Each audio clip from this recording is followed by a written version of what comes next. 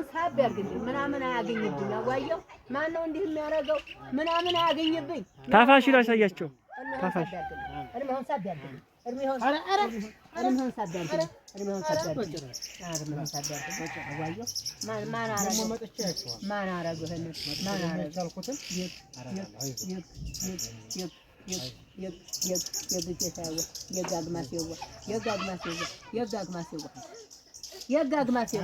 ማዘር እንዴት ነው?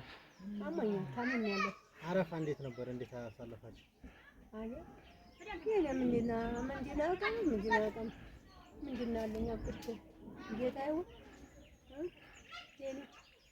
አንዲት የሆነች ልጅ ሰሪቃ ሰጠልኝ ብላኝ አለፍ እያልኩ እየሰጠሁ ነው። እቺን ያዙና ውጭ ሀገር ያሉ ሁለት እህቶች ናቸው አዋጥተው ይላኩት ዱአ አድርጉላችሁ።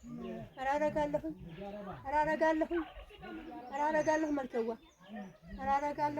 አራረጋለሁ ምናምን አያገኝብኝ በሰላም እንጥልኝ አራረጋለሁ ቆማጣ ደህና ቆማለሁኝ አራረጋለሁ መልከዋ አራረጋለሁ እናቴም የባቴ ወዮ ማነው እንዲህ የሚያረጋው መርቂያቸው አላህዋ መርቂያቸው እነሱ ምናምን አያገኝብኝ አሜን ምናምን አያገኝብኝ አዋየው ሀሞይ ነገር አይደብልቅብኝ እንዴ አንቱም ደህና ሁኑልኝ ማነው እነዛ ቢሰጡ ወደዚህ ይደረጋል እንጂ ማነው በረካ ሁኑልኝ እኛውን ሳብ ያለው እነዛም ደህና ይንጡልኝ። እስኪ እንደው ለኢትዮጵያ ማህበረሰብ ለሚመለከተው አካል የምትፈልጉትን ነገር ሲያስተላልፉ ማለት ያይጡልኝ እጁ ታምን ያዲያ ለመጀመሪያ እስኪ የሚረዳችሁ አካል አለ?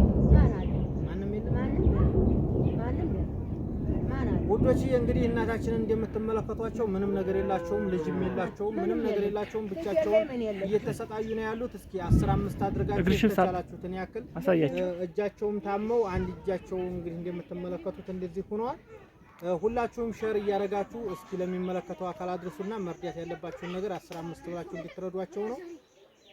ያው እንግዲህ የኛ ማህበረሰቦች ችግራቸውን እንኳን አውጥቶ መናገር ስለማይችሉ ያው የቻላችሁትን ያህል እንድታዋጡላቸው ነው።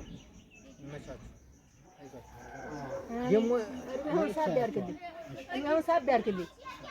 እርሜውን ሳብ ያርግልኝ ምናምን አያገኝብኝ አዋየው ማነው እንዲህ የሚያረጋው ምናምን አያገኝብኝ ታፋሽ ላሳያቸው ታፋሽ እርሜውን ሳብ ያርግልኝ እርሜውን ሳብ ያርግልኝ አዋየው ማን አረጋው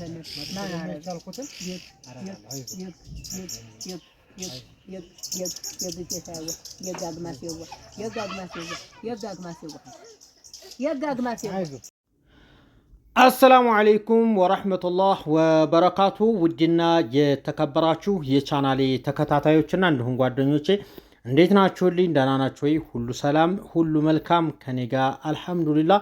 እናንተስ በመላው ዓለም የምትገኙ የቻናሌ ተከታዮች እንዲሁም ጓደኞች በያላችሁበት ፈጣሪ ይጠብቃችሁ። በዓሉ እንዴት ነበረ? ከኔ ጋር ሁሉ ሰላም ነው። ዛሬ እንግዲህ የመጣሁት በነዚህ እናታችን ነው።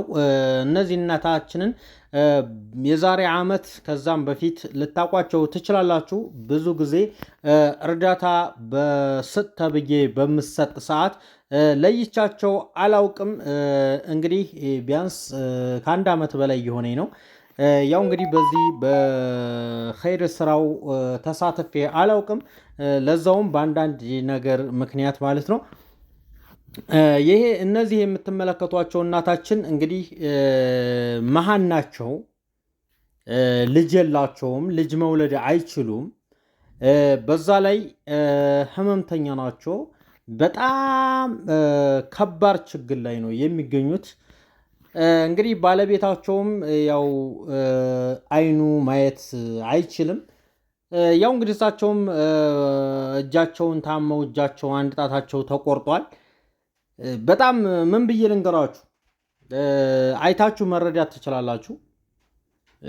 ትልቅ ችግር ውስጥ እንዳሉ ያስታውቃል። በስተመጨረሻ የምላችሁ ነገር ቢያንስ ሳይበዛ ለእነዚህ እናቶች 2,000 1,000 ይህን ቪዲዮ የሚመለከተው በሙሉ አዋጣችሁ ብትረዷቸው ቢያንስ የአንድ አመት እንኳን ቀለባቸውን ቢችሉ እንደፈለጉ እንኳን ምግባቸውን ሰርተው በልተው መኖር ራሱ መታደል ነው። ምክንያቱም በዚህ እድሜያቸው እናታችን እየተራቡ እየተጠሙ ማየት በዚህ ልክ ያማል።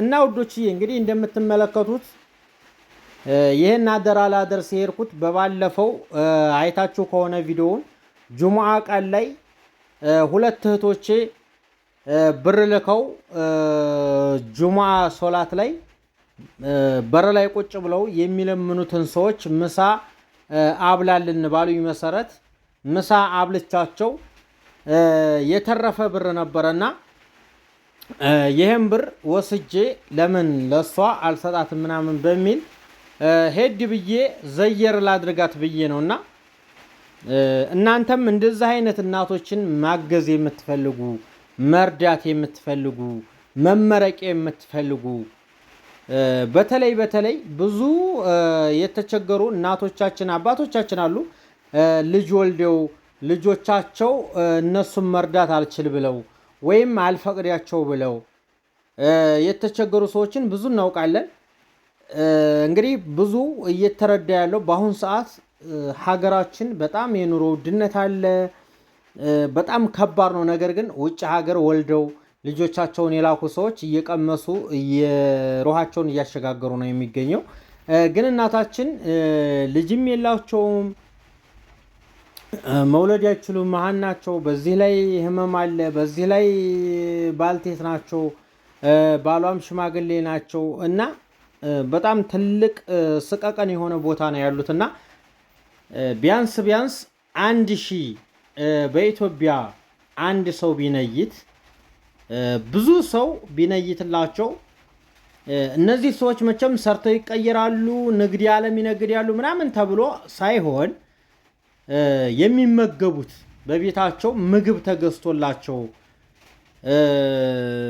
ቢያሟሉላቸው ቢያንስ ለአንድ አመት የሚሆን ቀለብ እንኳን ቢሟላ ቢገዛላቸው በጣም ትልቅ ደረጃ በአላህ ቤት ትልቅ አጅር ያስገኛሉ ማለት ነውና በዚህ እድሜያቸው ራብ እያሰቃያቸው ማየት እንኳን በጣም ይከብዳል። ነገር ግን ባልነግራችሁም ሁሉም ነገር ይገባቸዋል ኢንሻአላህ። ቁጥሬን ከኮሜንት ስር ላይ ያስቀምጥላችኋለሁ። እንግዲህ አካውንት የላቸውም፣ ምንም ነገር አካውንት የላቸውም፣ ስልክም የላቸውም። እኔው ራሴ አገናኛቸዋለሁኝ። በስነ ስርዓት ሰጥ የምትሉኝን አደራ አንድ በአንድ ጽፌ እያነበብኩኝ አማናችሁም በስነ ስርዓት እንደማስረክብ ባለሙሉ ተስፋ ነኝ እና ገደፍ አድርጓቸው። የተቻላችሁትን ነየት አድርጓቸው። 100 ብርም 200 ብርም ይቻላል። ይመቻችሁ።